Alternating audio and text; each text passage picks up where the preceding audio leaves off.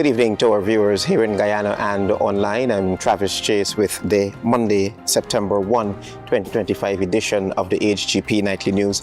We're doing things a little bit differently this evening. We're coming to you live from the Guyana Elections Commission Media Center here in downtown Georgetown.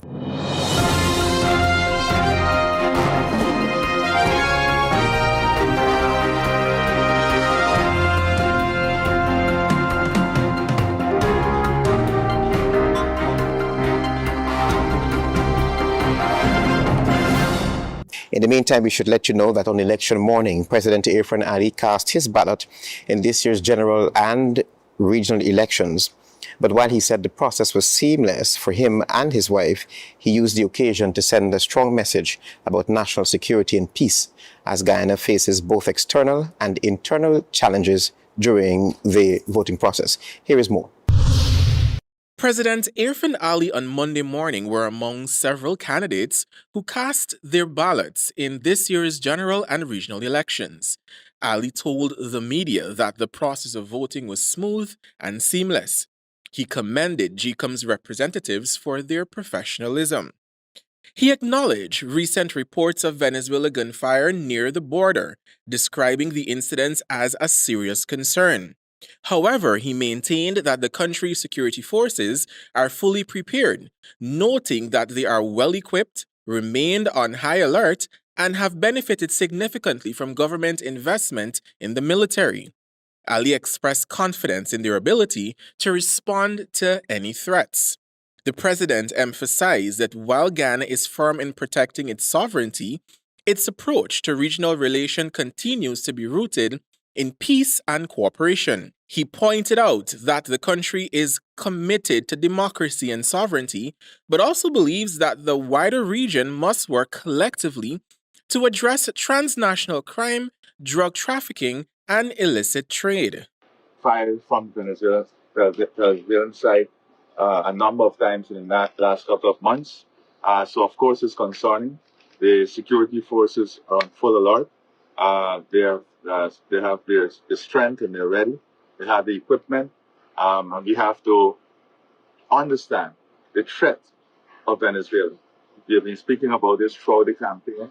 That Venezuela is a threat. Ali also appealed to both voters and political leaders to avoid unrest and to respect the results of the elections. He underlined that the electoral process must be peaceful and that democracy requires accepting the will of the people. He added that both the Guyana Police Force and the Guyana Defense Force are ready to deal swiftly with any attempts to create instability. Without going into details, I can tell you that the Guyana Defense Force has beefed up its not only troop, but they are in a better position. We have invested a lot, as you know, in the military. So I'm confident with what they have on our borders and the systems they have in place. Although he expressed confidence in the governing PPPC's campaign and record, Ali stated that the most critical outcome of the day is the protection of Ghana's stability. He cautioned against those who might seek to disrupt the democratic process and stressed that it is the responsibility of every Guyanese to safeguard the country's sovereignty and future. Javon Vickery, HGP Nightly News. Meanwhile, a Partnership for National Unity's presidential candidate Aubrey Norton on Elections Day voted at Pleasant Secondary School on the east coast of Demerara alongside villagers who eagerly awaited their turn to elect their government. Mr. Norton, while there, raised concerns about the size and location of the polling booth, requesting amendments, which was subsequently addressed. We have more details in this report.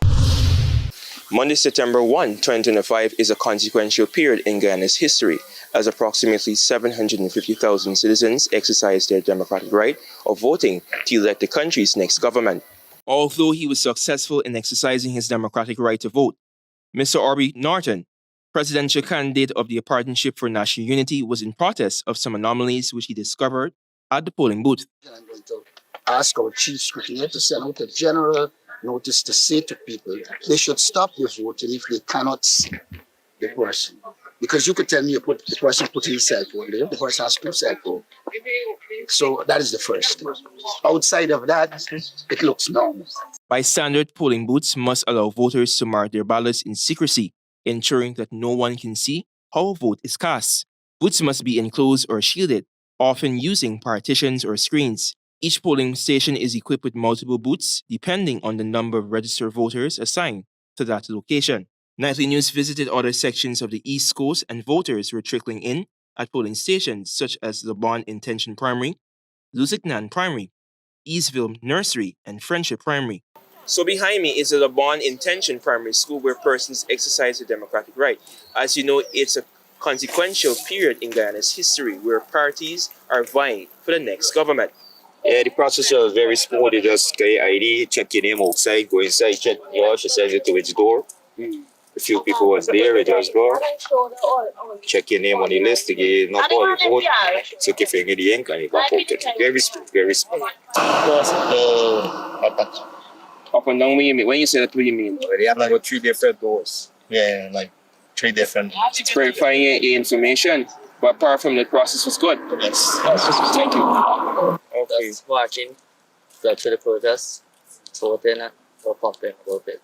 So, It looks like a done of voting. Certain time voting. How do you feel about that? I feel normal. Normal. Normal. Good. So you had no problems, nothing. No problem. Process was smooth, easy. Makes it easy for every citizen to come out and exercise their democratic right. I heard some persons complain about the booth was too big and you can't see. And you can't see about it, Yes. Yeah. So everything was in place, and like I said, the process was smooth. Meanwhile, one voter lamented that the process was, in her view, disorganized. I couldn't identify my polling station. I was like from one to the next, even though your name is on the list. The last time I voted was at the polling station I went to. This time it moved, and it's ridiculous. 6 political parties competed for the electoral seat in governance. The votes of the electorate will determine Guyana's next president, prime minister, and vice president. I'm Antonio De, reporting for the HGP Nightly News from the Friendship Primary School. We were also in Linden, and Tiana Cole will tell you that voters turned out in steady numbers on Elections Day, with many seniors leading the way at polling stations across the community. While residents expressed confidence in the smooth conduct of the process, there were also calls for greater participation from the younger generation. Let's join Tiana Cole. From Bushlot to Belgium, the atmosphere remained calm, while citizens proudly exercising their right to vote at approximately 193 polling stations. Our team began coverage in Bushlot, where residents, though hesitant to appear on camera, expressed satisfaction with the process. A resident's home was converted into a well-organized information booth, complete with computer systems to help voters locate their polling stations. Clearly labeled sections ensured a smooth flow of voters who then cast their ballots at Lashman Singh Secondary School and Bushlot Nursery School. Voters reported a peaceful and efficient atmosphere at both sites. Moving on to Fort Wellington Secondary School, security was as expected, and a similar scene was observed. In New Amsterdam Berbice, polling station and information desks operated seamlessly, providing clear guidance to workers. In Islington, East Bank Berbice, voter Junior Everfrost summed up the day's progress. Everything going smooth so far, no hiccups or whatever, we keep it just like that. Anything you want to say to the public? Yeah, well, so far we get like 55% people don't turn out vote, waiting for the rest. At Fort Ordnance Primary School in East Berbice, eligible voters, including differently abled persons, were able to cast their votes. Get out and vote if you need a change. Everybody come out and vote. Let's make sure you vote for a change. A final stop at Belgium Primary School revealed another orderly station where residents shared their appreciation for the smooth process. Well, the process is going smoothly so far. Everybody's voting. There's no problem. And the day look good that everybody going to continue vote. And they got a good turnout. I wish it to remain like it's just quiet. But since I came here, everything works, or it is in order. And I like the way it's going. I hope it continues the same way. From Bushlot to Belgium, Election Day in Mahaica Berbice was marked by pride, organization, and an overall commitment to democracy. Jada June reported for HGP Nightly News. Thank you, Tiana, for your reporting. Stay with us. We have more news coming to you live from the GCOM Media Center.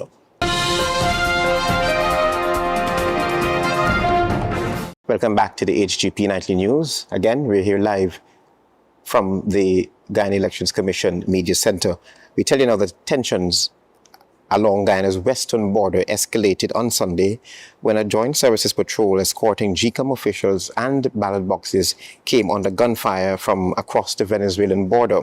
The incident has since drawn sharp reactions from political leaders who are calling for stronger security measures.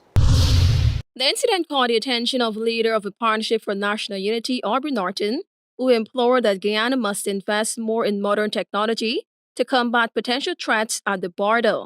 He was at the time speaking to the media after he cast his ballot at Pleasant Secondary on Monday. We have to use the technology to disposal to ensure that we can secure our borders. On the topic of training, Norton claimed that requisite training within the Ghana Defence Force, GDF, has been significantly declined over the years and stressed that this must be enhanced in order to secure Guyana's borders. We need to put the training to where it was in the 60s, 70s, and 80s so that any action, people would recognize that you have well-equipped soldiers there that could deal with it. Meanwhile, Alliance for Change AFC leader Nigel Hughes, also commenting on the matter, warned that Ghana must be readily prepared for Venezuela in an event Guyana's neighbor decides to deploy multiple tactics aimed at destabilization.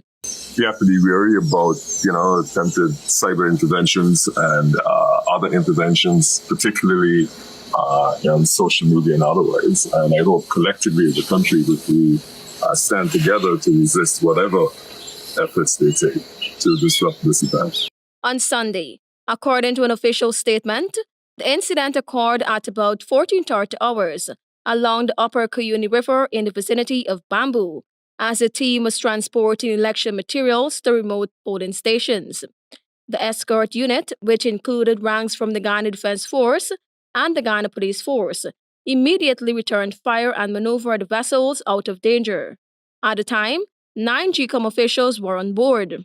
Authorities confirmed that no injuries were sustained and none of the ballot boxes or election materials were damaged or compromised. Despite the exchange of gunfire, the mission continued and ballot boxes were safely delivered to polling stations within the district. Tiana reporting for the HGP Nightly News. As polls open on elections morning, Nightly News took its cameras to Region 2, where voters were excited to cast their ballots and were also pleased with the overall process. Nightly News' Aletha Grant was there and filed this report. On the Essequibo coast, and behind me it's the Fisher Primary School, which is one of many polling stations here on this coast. That's Pomeroon Supernam Region number 2. And earlier I spoke with quite a few voters who would have already exercised their franchise, and these were their comments. Oh, it was good. It was smooth. Everything went well. I'm so excited about what's going on right now. Yes, it was nice. I came out early this morning and it was, smooth. I thought, well, it would be good to be here early. It's very, very smooth. Nothing really to complain about. At least the process was easy, no problem. Everything went okay. It was good, calm, smooth. Cast my ballot, and that's it. Well, the process was smooth and transparent, and I think, everybody has their right, their democratic right, and it's going smoothly so far. Excited to put my ex on the winning team. Yeah, very smooth. Well, I turn rough now. Everything, no. Everything good. The process was smooth and wasn't a hard challenge for me because why? Me vote plenty times already. Right? It's very nice and quick. Once you know for vote, it's very simple process. I came out very early, wanted to just cast my vote. The process was very smooth. HICCUPS staff was very helpful. And we've seen that persons are showing interest in coming out to vote this morning. They asked me for do a proxy, but I want this. I wanted this. Oh, very simple. They take good care of you. They did what they got to do. It's easy. It went very smooth. To me, opinion is very easy, simple. Everything just going cool, normal. Well, everything going nice today, nah? Everything going smooth today. Everything going okay, all right. Everything smooth, quiet, nice and smooth. It was quick and easy, simple. I'm on the Essequibo coast in region number 2, that's Pomeroon, Supernam, and very early this morning I started covering polls from Bethany, then out to Supernam, right down to Charity, where I'm currently standing, and behind me it's a polling station, the Charity Secondary School, and we have persons very, very confident in the process.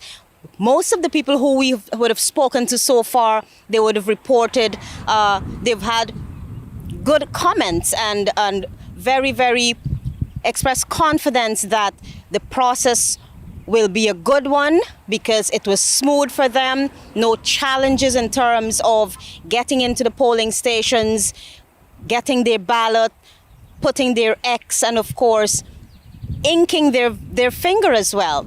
But I can tell you, in Region 2, there are 158 polling stations, so that's quite a few for the Cinderella County, but we were unable to visit all of those polling stations, but all along the coast we would have stopped and checked and talked with voters about the process and how difficult it is for them. And I'm sure the process will continue to go smoothly throughout the day and of course after closing of polls.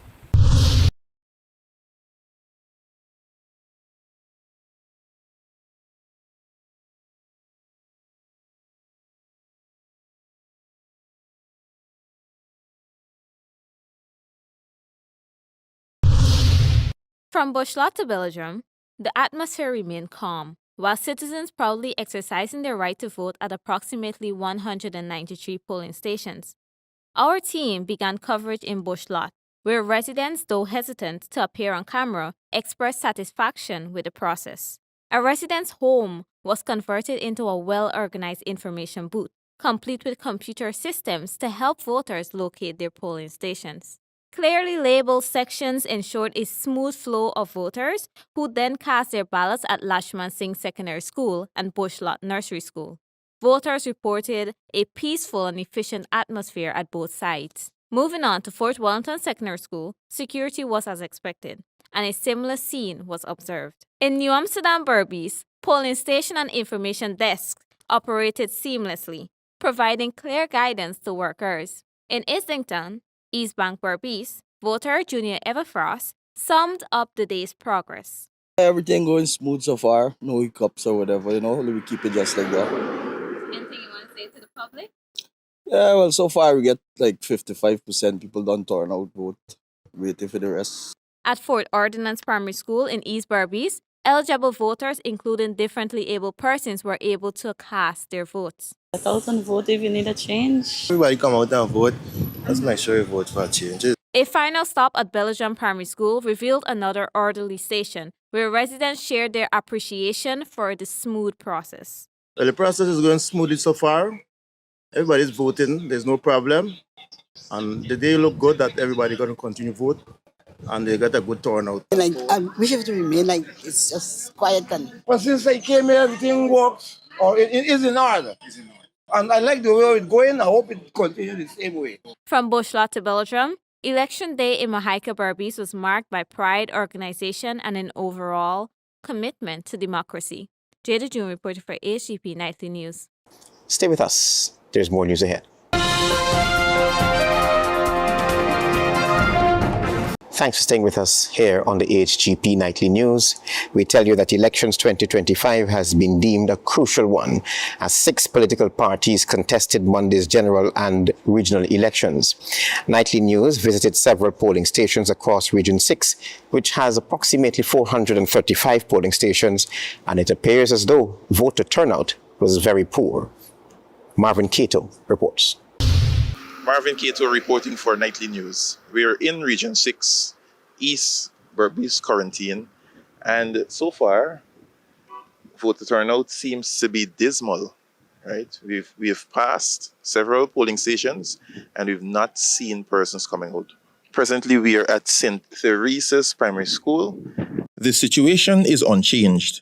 The hope is that as the day progresses, there will be a significant uptick in voter turnout. Mr. Anderson, a voter, shared his experience after he voted. Yeah, the process was quite smooth. Another elector, Oslin, indicated voting at Berbice High School was seamless. For me, it got easy because quick. Find the name, get the paper, put my X. Oh, I see the box for you.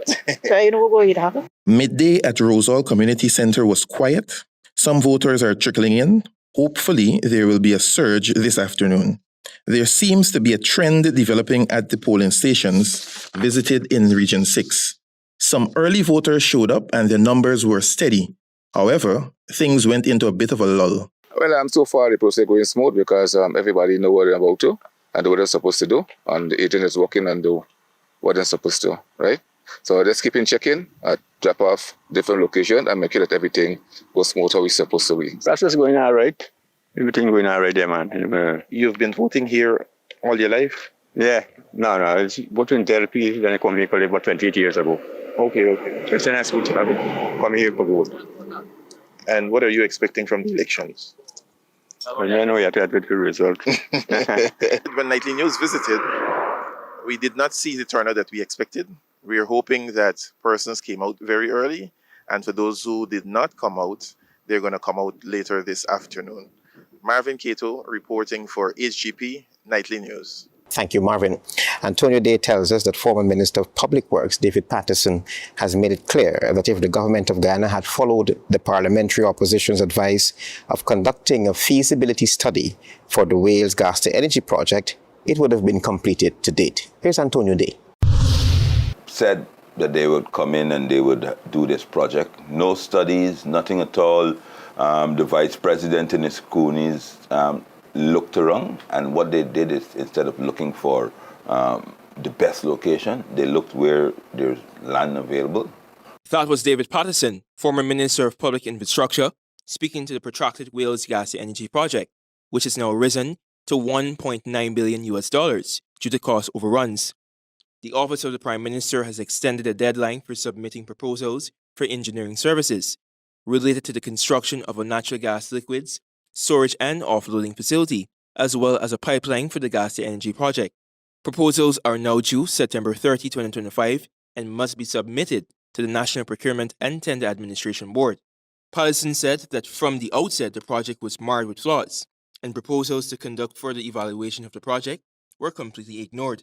This project has been flawed from the start, marred with corruption, overpayments, blaming each other, a ballooning budget. The state allocated $245 billion, which translate to 51 billion Ghana dollars in this year's national budget for the project's completion, which includes government and foreign financing.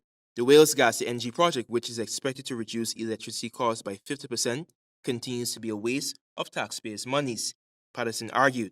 Start off at $800 million. It is now at $2.5 billion, and it's not even 50% completed. In the last time that we checked in the Parliament, it was in the low 20s. The Gas to Energy Phase 1 project features a natural gas liquid with extract C3, C4, and C5. The proposal includes engineering services for designing the infrastructure to receive, store, and offload NGLs from the Phase 1 plant, with accommodation for further development. Patterson remarked that this project is doomed for failure due to its poor oversight and management. Bells and whistles, total incompetence. We are paying Exxon, and this is the second year now, $55 million for the gas per year. Antonio Day reporting for the HGP Nightly News. Stay with us for your regional news.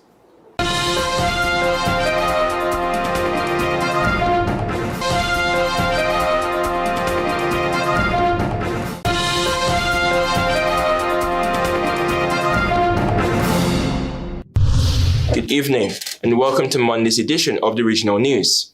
We begin with news in Jamaica. The Jamaica Labour Party plans to develop Portland, St. Thomas and St. Mary as an economic hub for local development if returned to office after the September 3rd general election.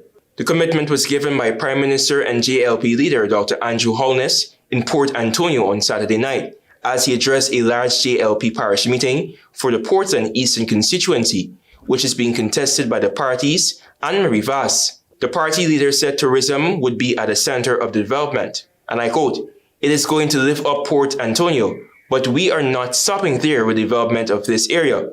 We are focusing on the development of Portland, St. Thomas and St. Mary. We are focusing on developing this area as a local economic cluster," said Holness. He told the gathering that when the JLP took over the reins of government in 2016, Jamaica welcomed 2.2 million tourists annually. That number has since jumped to 4.4 million.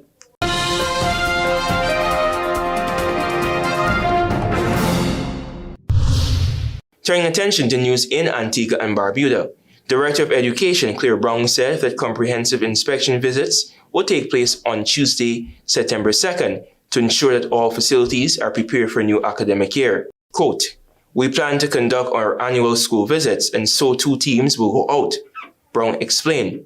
One team would be led by Director of Education, another team would be led by the Permanent Secretary to inspect schools to ensure that everything is in place for when we throw the doors open for students. The inspection teams will feature representatives from the Board of Education, National Parents Teachers Organization, Antigua and Barbuda Union of Teachers, and ministry officials. So the director said that several schools experienced significant renovations over the summer break, and I quote, "I want to highlight that there would have been major work in some of our schools, particularly some of our secondary schools," Brown noted. At Clare Hall, we would see that wooden buildings on the left as you drive into the main gate of the school have been removed and replaced with a concrete structure, and that structure is up and ready. Princess Margaret School has received major upgrades to its auditorium space, while Antigua Grammar School features a new addition to its home economics facility on the north side of the existing center. So outside of receiving frequent reports and updates as to what is happening in the various areas, then we want to go and experience it ourselves, Brown stated, emphasizing the importance of hands-on verification. Brown is confident that contractors will meet the September 8 deadline, finishing work over the weekend. Minor tasks may continue into the first week of teacher preparation, but all facilities should be fully operational for the students' return.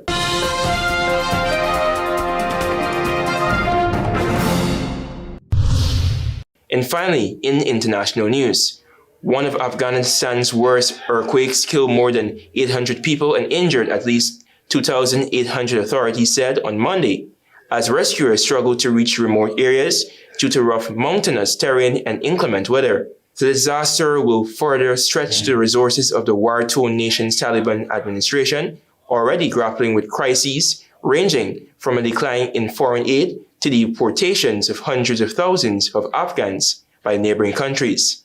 Thank you for watching. I am Antonio Day. Goodbye for now and be safe. Our major headlines: President Ali stresses peace and security as hundreds of thousands cast their votes.